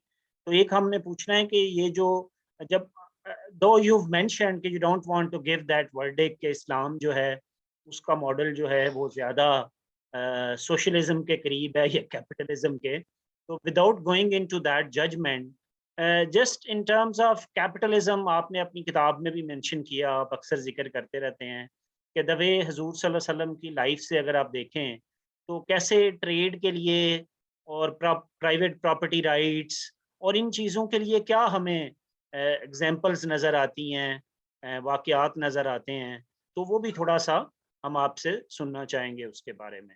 तो जी, over to all of you. अगर आपका कोई क्वेश्चन है तो आप बताएं, हैंड रेज करें तो आई विल अलाउ यू। तो हैंड इसलिए रेज करने का कह रहा हूँ सो दैट हम सारे एक ही टाइम पे ना बोलना स्टार्ट हो जाए। और जितनी देर में आपने अपना क्वेश्चन लिखना है और सोचना है, या फिर उतनी देर में मैं अली सलमान साहब को कहता हूँ मेरे क्वेश्चन का जवाब दे दें। तो अली सलमान साहब, आप उसके बारे में ज़रा थोड़ा बता दें ब्रीफली, कोई 2-3 ऐसे जिसमें हमें प्राइवेट प्रॉपर्टी राइट्स और ट्रेड और इन चीज़ों की झलक नज़र आती हो, अनलाइक जो भी उसमें सोशलिज्म के भी आइडियाज़ हैं। इस्लाम ने बहुत ज़्यादा इक्वालिटी का दर्स दिया। जब हम इस्लामिक इकोनॉमिक्स का कोर्स पढ़ते थे तो उसमें एक आयत थी जो मुझे अभी तक याद है, that's the corner stone of, मेरा ख्याल है, इस्लामिक इकोनॉमिक सिस्टम का। तो वो ये थी कि कई ला यकूनु दौलतु बैन अल अगनियाई मिनकुम, कि कहीं ऐसा ना हो कि दौलत सिर्फ तुम्हारे अमीरों ही में गर्दिश करती है। तो मेरी नज़र में दैट इज़ द क्रक्स जो इस्लाम ने दिया हुआ है कि ये दौलत के लिए इकोनॉमिक सिस्टम का। लेकिन not, we are not going into Islamic economics much, but just to understand थोड़े प्रॉपर्टी राइट्स के बारे में अगर आप हमें उस वक़्त के जो रियासत मदीना थी, चूँकि आजकल वर्ड रियासत मदीना भी पॉपुलर होया हुआ है, तो रियासत मदीना में ज़रा अगर आप हमें बता दें कि प्राइवेट प्रॉपर्टी राइट्स, ट्रेड, इन आइडियाज़ के बारे में क्या हमें नज़र आता है? Thank you so much, both Naveed and Vikas, for your very thoughtful comments. Just quickly on this subject, I think on Islam and economics, or I would humbly say that my understanding of it, because that is not the final truth. देखें, जो ये बहुत clear है, at least to me, कि जो Medina रियासत की आपने बात की, जब उसकी बुनियादें डाली जा रही थी, तो हजूर सल्लल्लाहु अलैहि वसल्लम ने मस्जिद की बुनियाद के बाद जो पहला इदारा बनाया वो थी मार्केट। और उस मार्केट यानी कोई फिजिकल प्लेस थी, और उस मार्केट में उन्होंने कुछ रूल्स मुतय्यन किए। उसमें से 2-3 रूल्स बहुत इंटरेस्टिंग हैं और बड़े रेलेवेंट हैं, जो कि फाउंडेशंस हैं प्राइवेट प्रॉपर्टी के और फ्री ट्रेड के।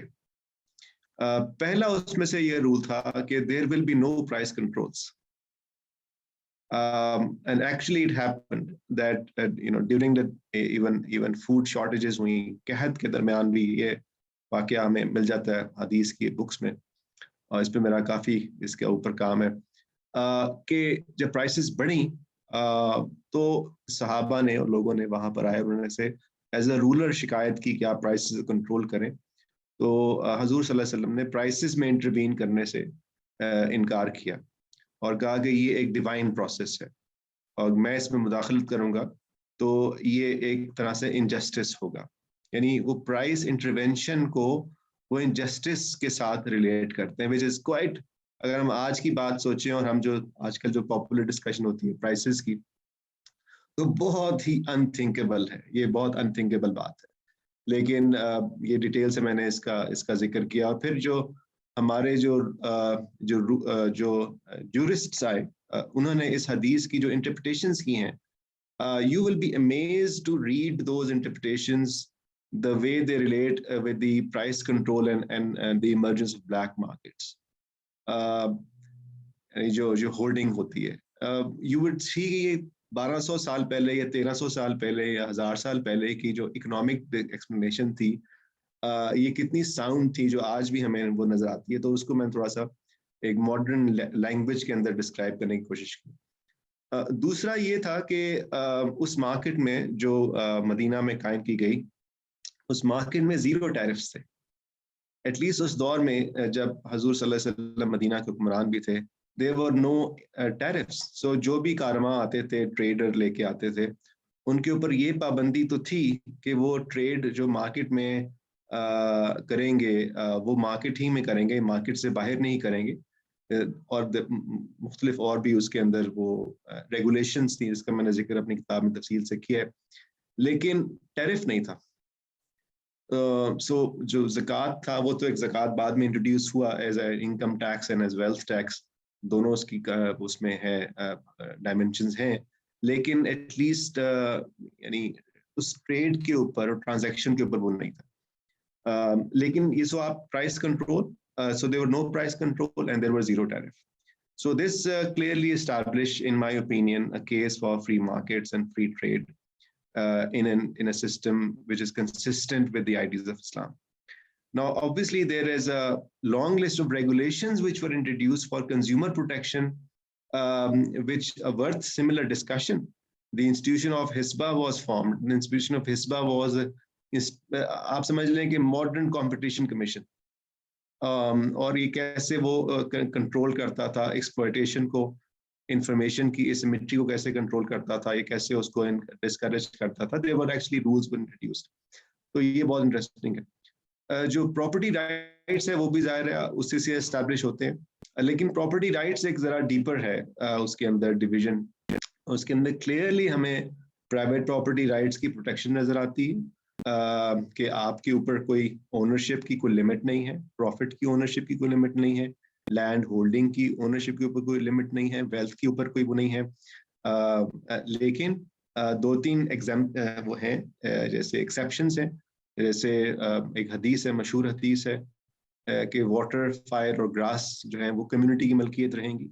ये आज की सब्जेक्ट में जो एक कॉमन्स की डिस्कशन है वो बड़ी उससे कंसिस्टेंट है कि आपने वो कैसे आप मैनेज कर सकते हैं. यानी कि वो स्टेट की बात भी नहीं कर रहे हैं, बल्कि हम कम्युनिटी या कॉमन्स की बात कर रहे हैं. और वहाँ पर हमें प्राइवेट प्रॉपर्टी की थोड़ी सी लिमिटेशन नजर आती हैं. फिर वो जो एक जो राइट्स हैं in your wealth for others, ये भी इम्पोर्टेंट है कि हमारी जो वेल्थ है, हेल्थ तो हमारी है जो हमने कमाई है, लेकिन उसमें rights are being determined by for those who ask and for those who do not ask. So that is also important. It is not consistent with the modern idea of private property rights. लेकिन जो Islamic notion of private property rights है उसके अंदर एक social dimension भी है, उसके अंदर एक एनवायरमेंटल डायमेंशन भी है, और एक थोड़ा सस्टेनेबिलिटी या फ्यूचरिस्टिक डायमेंशन भी है. So I think the property rights needs a sort of more deeper discussion. But I think price control and sort of tariff or minimum tariff are clearly established. इसके references वो मैं अभी वो book में है वो मौजूद है. थैंक यू जी, थैंक यू. शहरीन, आपने हैंड रेस किया था पहले, फिर बाद में मोहम्मद सर. जी शहरीन, और एनी अदर क्वेश्चन किसी का है? आप हैंड रेस रखें ताकि मैं फिर वन बाय वन आपको अलाउ करूँ. जी शहरीन. जी सर, अस्सलाम वालेकुम. First of all thank you so much for the lecture. It was very very interesting और बहुत इंफॉर्मेटिव था. सॉरी, मेरा आई थिंक सवाल थोड़ा बेसिक सा है, बट मैं पूछना ये चाह रही थी कि मैंने हायक को पहले भी पढ़ा हुआ है, और एक चीज़ जो मुझे कंफ्यूज ये करती है कि as per my understanding what Hayek and Friedman critique regarding taxation is जब it is used to redistribute wealth away from the poor to the rich. जिसका एक एग्जाम्पल जहन में ये आता है कि जब indirect taxation on petrol, उसका revenue is used to give pensions to retired judges and bureaucrats, for example. तो मैं पूछना ये चाह रही थी कि हायर की थ्योरी में when he mentions a minimum form of social insurance, how does he plan to fund that? मतलब does he also give any practical solutions as to how the funding should look like, and is there any kind of taxation that Hayek agrees with? तो ये एक मेरा सवाल था, और एक मेरा दूसरा सवाल ये था कि Friedman's arguments against trade unions tend to confuse me a little. तो मैंने खुद भी पढ़ा हुआ है इसके बारे में, but if we have time, तो if you could sort of explain that as well, तो that would be good. That's it. Thank you. All right. So shall I answer it now or we do it later? I can quickly answer. Right? जी, साथ साथ ही करते जाते हैं अली साहब. ठीक है, बिल्कुल सही. I think देखिए इसमें जो इम्पोर्टेंट है कि जो सोशल इंश्योरेंस की बात की, इनमें से कोई भी, यानी both Friedman and Hayek were in favor of limited government. So limited government means कि एक moderate amount of taxation तो होगी, उसके बगैर तो गवर्नमेंट नहीं चल सकती है. सो फ्रीडमैन ने तो ये कहा था कि, और फ्रीडमैन ने जो मैंने कहा था वो परमानेंट टैक्स कट्स की बात की थी, तो उस वक्त जो हायर इनकम टैक्स है यूएस के अंदर, वो जो अपर इनकम ब्रैकेट्स के लिए वो 80% से भी ऊपर जा चुका था. सो उस कॉन्टेक्स्ट के अंदर टैक्स रेट्स को नीचे लाना बहुत जरूरी था। सो इसकी जो सोशल इंश्योरेंस की जो आपने बात की वो नेचुरली होगी, तो फंडिंग उससे टैक्स से ही होगी, लेकिन एक मॉडरेट लेवल ऑफ टैक्सेशन से होगी।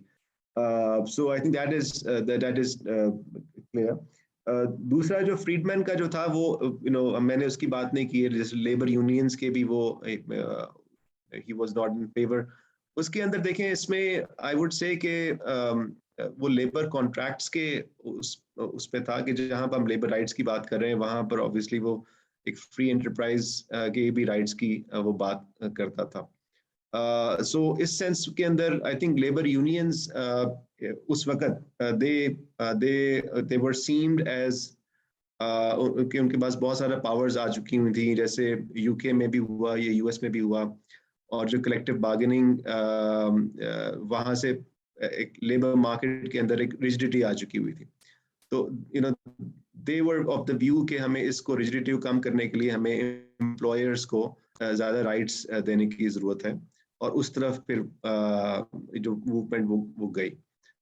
So इस सेंस के अंदर probably there was this reaction to the over unionization of the industry, which was then of course followed in the case of US in different states. Again इस वक्त भी वो एक इसके अंदर कोई यूनिफॉर्मिटी नहीं है US के अंदर। कुछ स्टेट्स जो हैं वहाँ पर ये कंपल्सरी है यूनियंस, कुछ के अंदर कंपल्सरी नहीं है। But yeah, I've not touched upon this subject in much detail. So just to meanwhile आप लोग जितनी देर हैंड रेस करते हैं, so my personal understanding कि मिल्टन फ्रीडमैन जो है उसने पॉलिसी मेकिंग में मच मोर इन्फ्लुएंस उसके आइडियाज़ ने किया, और जो जितनी भी अभी लेफ्ट की क्रिटिक है वो जब सारा कुछ देखते हैं कि according to the left how things have gone wrong, तो अगर किसी एक बंदे को ब्लेम करना हो तो that will be Milton Friedman. So Milton Friedman जो है उसकी एक पावर ये थी कि द वे ही engaged with the common person ideas. TV program भी वो करता था मिल्टन फ्रीडमैन, और उसकी जनरल लीडरशिप भी, जैसे आजकल के दौर में अगर आप देखें कि अगर अभी वाले इकोनॉमिस्ट में तो शायद पॉल क्रूगमैन है, कि the way he rights in New York times, everyone who is not an economist must have seen his column one or the other way. तो वो जो है वो इस तरह, so that's what I want to tell you कि if you want to be, you can come up with any idea. Hayek के बहुत अच्छे आइडियाज भी थे और उसी के ऊपर उसने बिल्ड किया, but you need to communicate them. So you need to work with policy makers, you need to work with stakeholders and communicate your ideas. So Milton Friedman जो है उसने इकोनॉमिक्स को, जिसको मॉडर्न दौर में हम इकोनॉमिक्स को साइंस कहते हैं, ये इकोनॉमिक्स को एज ए अगर साइंस मानने वाला भी जो काम है वो बहुत बड़ा कंट्रीब्यूशन मिल्टन फ्रीडमैन का है। और एक उसका वो पेपर है, मुझे वो नाम भूल रहा है उसका पेपर में, जिसमें वो स्नूकर की एग्जांपल देता है, बिलियर्ड की, इकोनॉमिक्स एज अ साइंस, कि वो कहता है कि आपको जो है, जैसे जब आप स्नूकर या billiard what ever he has use this term, कि जब आप खेल रहे होते हो तो यू हिट द बॉल, उस वक्त ज़रूरी नहीं होता कि आपको फिज़िक्स के सारे लॉज आते हुए हों और आपने बड़ी अच्छी तरह फिज़िक्स पढ़ के कैलकुलेशनें अपने माइंड में की हों, but still you do it. और जब आप करते हो तो you are applying all those principles of physics, so those principles of physics are independent of what you are doing at that time. So he related it with economics as a science, कि जो economics के principles हैं वो ऐसे ही exist करते हैं, और even if you don't know them, so you operate in that world. वो later on उसकी जो है वो जब उसकी क्रिटिक की गई तो बिहेवियरल इकोनॉमिक्स वालों ने क्रिटिक की, and they picked up the same example, probably Richard Thaler ने पिक की। सो रिचर्ड थेलर ने कहा कि जब मैंने नोट किया कि जो प्लेयर्स हैं, जो बहुत अच्छे प्लेयर्स हैं, वो तो उनका आइडिया, एस्टिमेशन, कैलकुलेशन बहुत अच्छी हो जाती है, बट जब ऑर्डिनरी बंदा हिट करता है ना तो वो इल्यूजन का शिकार होता है। जैसे वो जो होल करीब होता है उसे लगता है कि that is the easiest thing, हालांकि कई दफ़ा वो जो दूर वाला होल है वो दैट इज़ मोर लाइकली कि वो वहाँ पर जाए, तो उसने कहा कि ये बाइसेस हमारे जो हैं वो ह्यूमन जो अंडरस्टैंडिंग है वो लिमिटेड है हमारी, और that's what behaviour, but that's a very good paper, मैं उसको देखूंगा और आपसे शेयर करूंगा। नवीद और वकास, अब आपको ना जब आपके बिहेवियरल फाइनेंस के ऊपर और इंस्टीट्यूशनल ग्रोथ के ऊपर लेक्चर होंगे ना, तो मुझे आपने दोबारा बुलाना है ताकि मैं भी क्वेश्चन आंसर में आकर फिर इसके सवालों के जवाब दूंगा। देखिए ये तो जरा लेट्स कम बैक टू अब द सब्जेक्ट। दूसरा कुछ माइजेस के बारे में बताते हैं अली सलमान, आप कैसे, हाउ इट इमर्ज्ड, वो सारा थॉट, और जरा ऑस्ट्रियन स्कूल ऑफ इकोनॉमिक्स की इमर्जेंस के बारे में कुछ थोड़ा सा बता सकते हैं। हाँ, अगर कोई और सवाल है तो आई वुड से कुछ ले लेते हैं, मेरे ख्याल है कुछ चैट बॉक्स वगैरह के ऊपर है, वो ले लेते हैं, फिर हम नहीं, वो दूसरा चैट टॉपिक बॉक्स शुरू हो में जाएगा। हमने कवर कर लिए हुए हैं मेरा ख्याल है जी। और बाकी लोग आप रेस करें हैंड, क्या आप लोगों को सबको बहुत अच्छा लग गया, आप ऑलरेडी हाइकियन बन चुके हुए हैं, इसीलिए हमने पहले आपको मार्क्स पढ़ाया, कीन्स पढ़ाया, जब अली सलमान आए तो उस वक्त आप सारे जो है ना वो आपने कंजर्वेटिव इकोनॉमिस्ट ना बन जाए, लेकिन यू आर डिसअपॉइंटिंग मी कि आप ये कोई सलमान खान मार्क्सिज्म। है, सलमान खान का जी हाथ खड़ा है, सलमान मुझसे खान, आप पूछते बताएं। अस्सलाम वालेकुम। आप लोगों की डिस्कशन सुन के तो बड़ा मज़ा आया। मतलब ये प्रोफेशनल फील्ड जो है उसको, एजुकेशन को साथ में कंटिन्यू रख कर, और फिर प्रोफेशनल फील्ड में आए हुए मुझे तकरीबन आज 13-14 साल हो गए। कहने का मकसद ये है कि एक सवाल जहन में आता था, अक्सर अपने सीनियर से भी सुनते थे कि यार अब इंसान वक्त के साथ साथ अपनी माश जो है वो बेहतर बना लेता है, फिर कुछ दीनी रुझान भी इंसान के पैदा हो जाते हैं वक्त के साथ साथ, मतलब बहुत सारी चेंजेस आती हैं आपकी आम जिंदगी में। तो इसलिए मुझे आज बड़ा मजा आया। मतलब काफी दिनों से मैं सेशंस भी ले रहा हूँ आप लोगों के साथ इस फेलोशिप में, तो इसमें मैं कुछ चीजें ऐड करूंगा। मेरा ताल्लुक केपी के एक डिस्ट्रिक्ट स्वाबी से है, और हमारे पास मुझे मतलब अपने इस जो रूरल एरिया है इसकी सर्विस करते हुए तकरीबन कोई 4 साल हो गए हैं।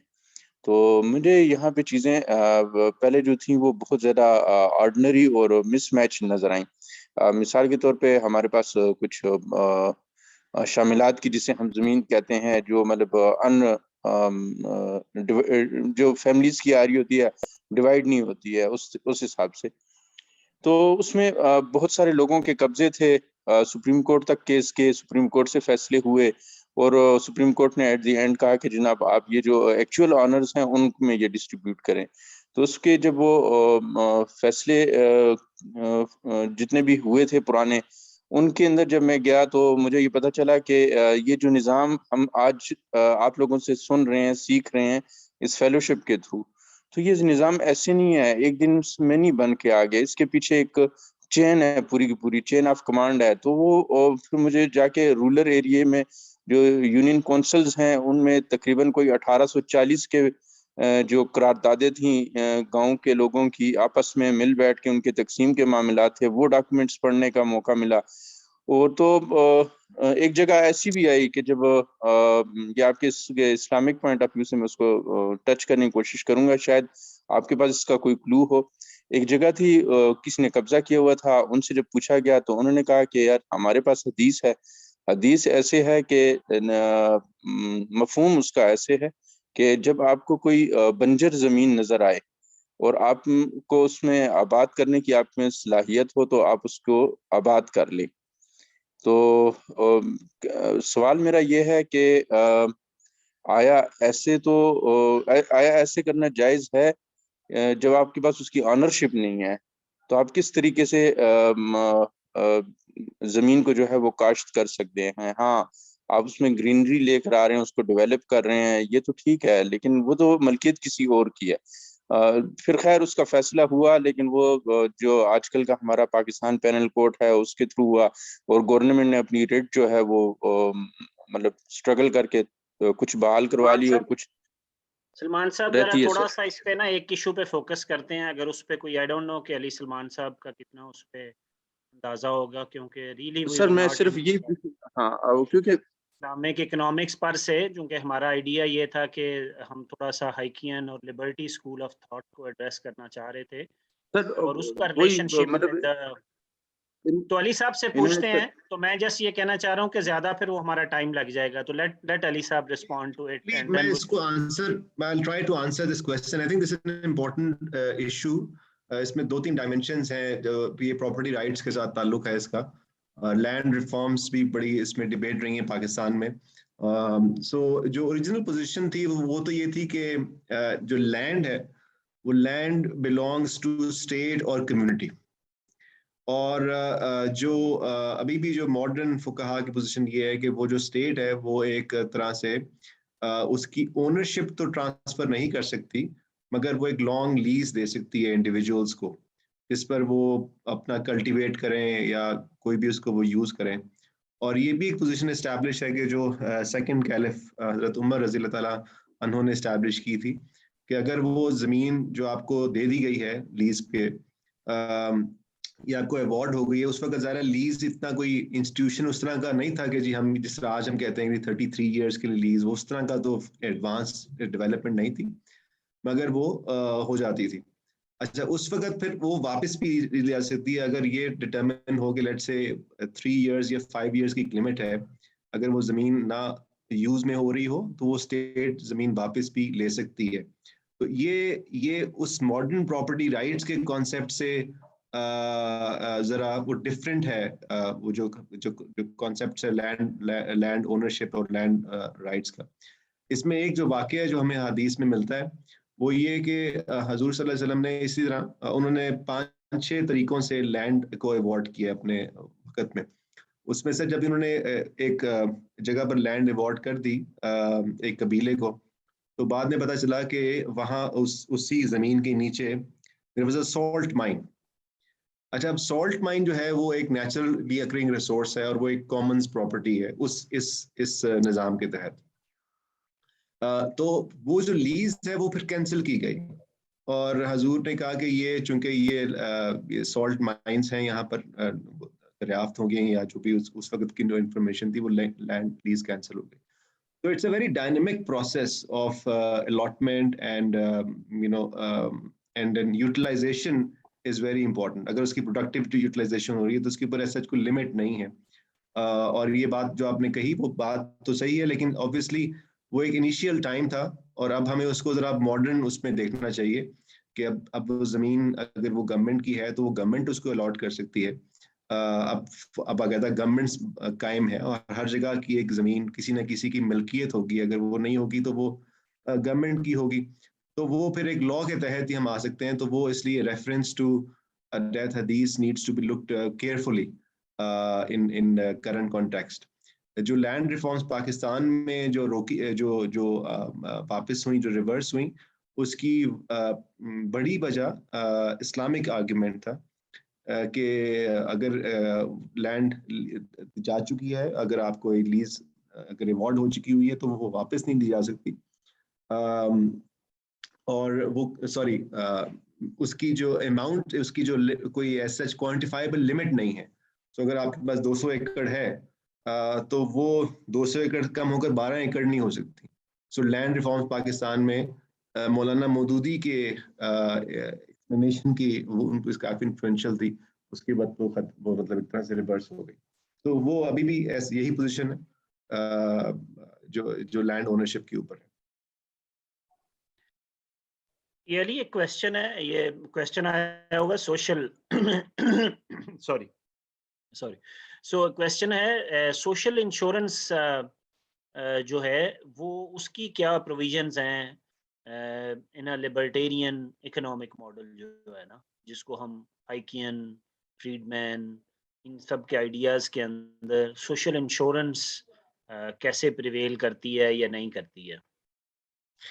आई थिंक फ्रीडमैन के आइडिया ज्यादा इसमें डेवलप थे जब उसने फॉर इंस्टेंस मुख्तलिफ, अगर हम देखें उसका जो स्कूल वाउचर्स का प्रोग्राम था वो एक तरह से सोशल एम्पावरमेंट का प्रोग्राम था और उसने कहा कि जी हम बजाय कि गवर्नमेंट खुद से स्कूल्स इस्टेब्लिश करे, गवर्नमेंट वही रिसोर्सेज एलोकेट कर दे टुवर्ड्स पेरेंट्स या टूवर्ड्स द स्कूल एडमिनिस्ट्रेशन, यानी कि सेंट्रल अथॉरिटी जगह हम पेरेंट्स को एम्पावर दे रहे हैं, जिसको हम स्कूल चॉइस कहते हैं।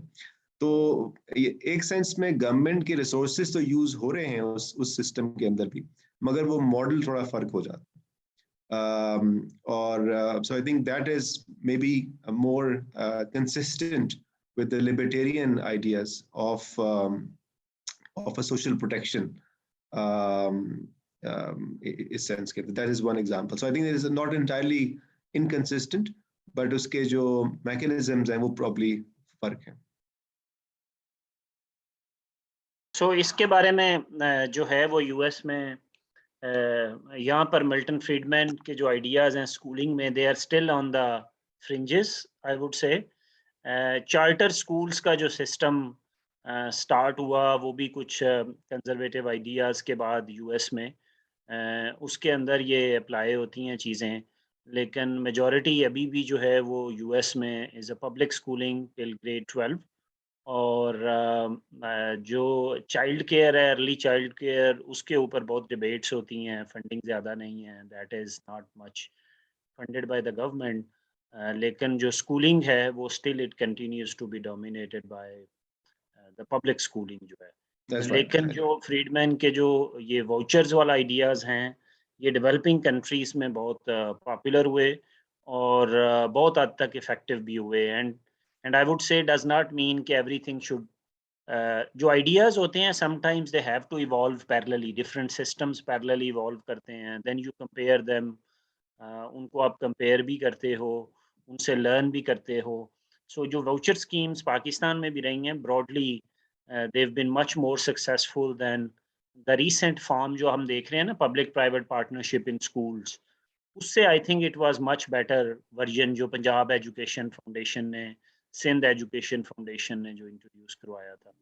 तो this is how just ideas inspire भी करते हैं, और आइडियाज़ समटाइम्स जो है वो उस तरह से इम्प्लीमेंट भी नहीं हो पाते हैं। सो कोई और क्वेश्चन है? If there is no any question तो हम कंक्लूड करते हैं। थोड़ा सा इसके जी इमरान खालिद, और फिर आप कंक्लूड करते हुए अली आप ज़रा काइंडली माइजेस और ओरिजिन ऑफ ऑस्ट्रियन को भी टच कर दें, तो will conclude with that. Imran Khalid ji. जी अस्सलाम वालेकुम, thank you very much for your talk जी, बहुत इंटरेस्टिंग थी और काफ़ी इंफॉर्मेटिव, और काफ़ी सोचने का भी मौका मिला।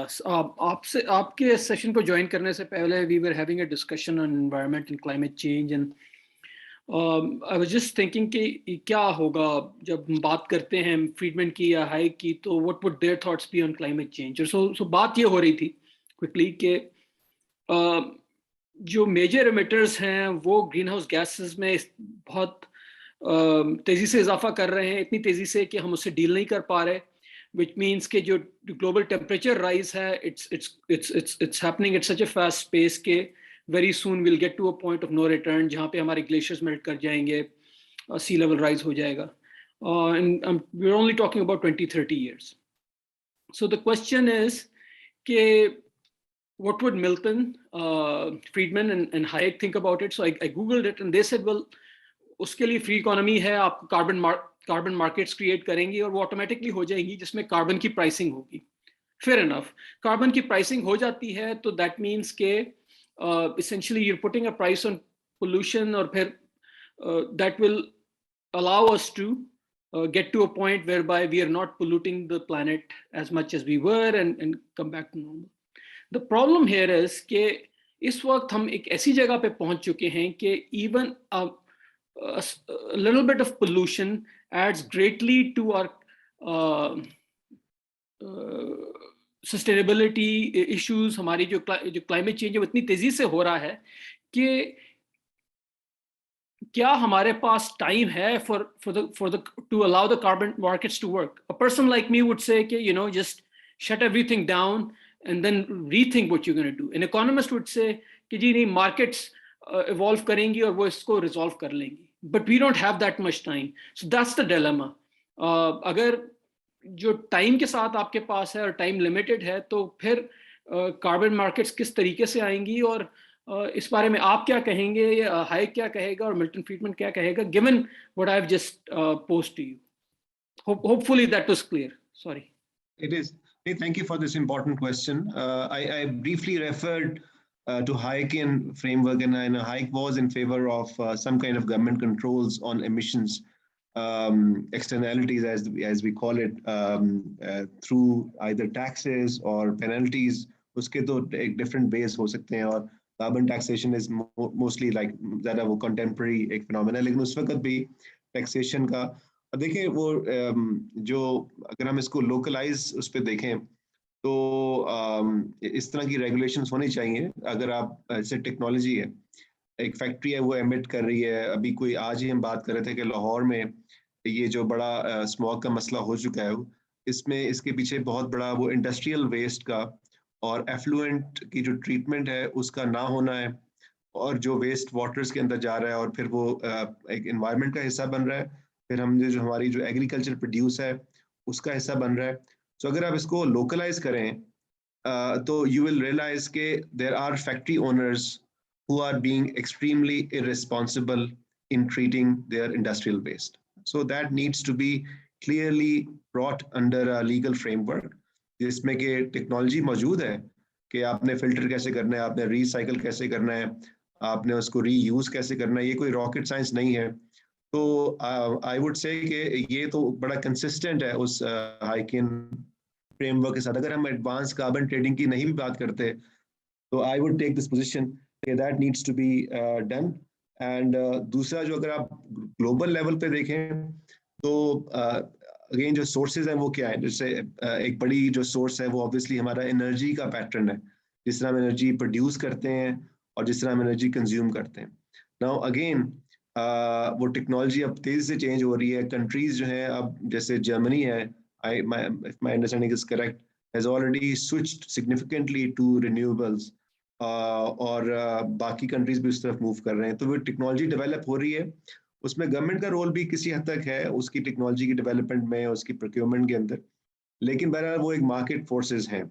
इवन पाकिस्तान में भी हम वो रिन्यूएबल एनर्जी की बात करें भी हम बहुत दूर हैं उससे, लेकिन एक अब टारगेट सेट हो चुके हैं कि हमने कितने वो उस पर जाना है, किस तरह हमने जो फॉसिल के ऊपर डिपेंडेंस है उसको वो कम करना है.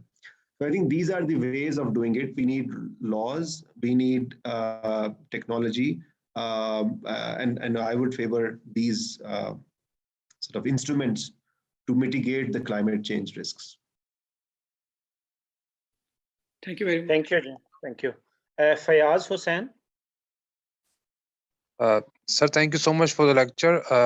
मेरा सवाल ये था कि नवीद साहब ने शुरू प्रेजेंटेशन के स्टार्ट होते वक्त कहा कि जिस टाइम फ्रेम में हाइक साहब ने बेसिकली अपनी थ्योरीज पोस्ट की हैं, that's very important, very important to observe. तो मैंने इतनी ज्यादा हिस्ट्री नहीं पढ़ी है, but my understanding is such के जिस टाइम में Hayek has basically done his research and maybe proposed his solutions to the economic problems, वो टाइम शुरू में तो in the first 40 to 50 years was very depressing because there were multiple world wars, Europe was fighting, and second जो half है उसका was the उसको जो कहते हैं कि सबसे खुशहाल दौर शायद दुनिया का 50s से या 60s से लेकर शायद 90s तक था. लेकिन over the last 3 decades we've seen that the things, narratives at least have changed significantly with regards to a future, और बहुत ज्यादा future looking हो गए हमारे perspectives. Do you think somebody like, for example, if some thought leader who has a unique or has a very जिसके पास कोई ऐसा idea हो जो हमारे solutions को, हमारे problems को resolve कर सकता है, would he have enough space? Would he be given enough space in the current state of world affairs कि उसके चीजों को हम try या test कर सके? क्योंकि अभी तो हम रेट्रोस्पेक्टिवली देख रहे हैं कि यार मिल्टन कह रहा हूँ, ये सारे लोगों में से कौन सही था कौन गलत था, but it's a constant belief currently कि इतना टाइम हमारे पास है नहीं कि हम चीजों को टेस्ट कर सकें, इकोनॉमिस्ट को या उनके आइडियाज को. That debate is देखिए very much alive. अभी नवीद ने वो थॉमस पिकेटी की बात की थी, मैं उसका आर्टिकल पढ़ रहा था फॉर इंस्टेंस, अभी नवंबर में उसने आर्टिकल पब्लिश किया, और उस आर्टिकल में उसने बात की है कि वेल्थ इनइक्वालिटी उसका एक बड़ा मौजू है, और उसने बात की, और ये एक्टिव डिबेट है कि हमने उसकी कॉन्क्रीट पॉलिसी प्रपोजल है, and we can debate about it.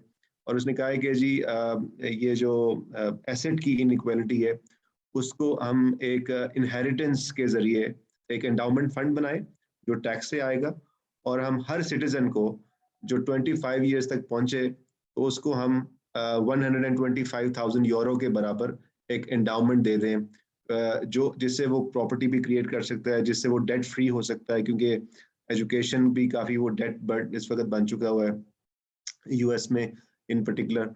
और तो यानी कि आइडियाज तो चल रहे हैं, वो हम ज़ाहिर है वो हम probably may be subsequent lectures के अंदर हम आप उनको ज़्यादा डिस्कस करते हुए देखेंगे, जो इसी कोर्स के अंदर आएंगे। आज की हमने चूंकि बात की है वो हिस्टोरिकल सेंस में की है, सो उसमें उसकी अपनी रेलेवेंस है, और वो आइडियाज किसी ना किसी हद तक आज भी रेलेवेंट हमें नजर आते हैं।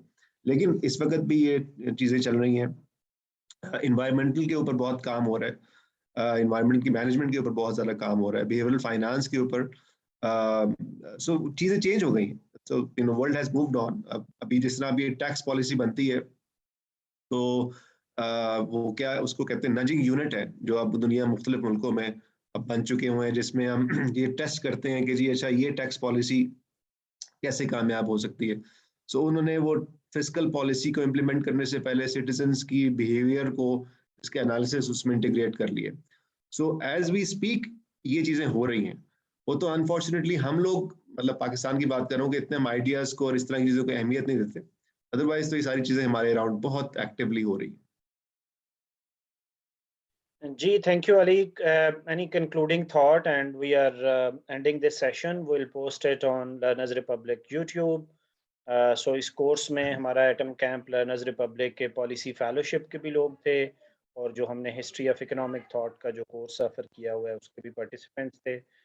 बहुत सारे कुछ लोग जो है वो ज्वाइन नहीं कर पाते, और वो लोग बाद में वीडियोस भी देखते हैं, और जनरल पब्लिक के लिए भी will post it for discussion comments. और जी Ali, Thank you so much. I think this has been an absolutely fascinating experience from an intellectual point of view to talk about these ideas. And thanks to the Learners Republic course, I think got this opportunity to actually, refresh my own understanding and put these ideas in a more organized manner. This is a constant journey of ideas. Today we talked about, Frederick Hayek, Milton Friedman, and generally about both Austrian School and Chicago School. But I think that they have made a significant contribution to the both field of economics and also the public policy around economics. And that is where we need to perhaps move on. I mean, my hope and my dream is that in Pakistan too, we can create that level of research, scholarship, and public intellectual, which are taking these problems of our economy, of finance, of society, and then engaging through their independent research in a matter of debate. And that is also a responsibility, I think, which we all as citizens, as contributors in debate should undertake. And I wish to thank Naveed and Vikas for instituting this important course on the history of economic thought, and also congratulating them. Thank you, Ji. Thank you. Just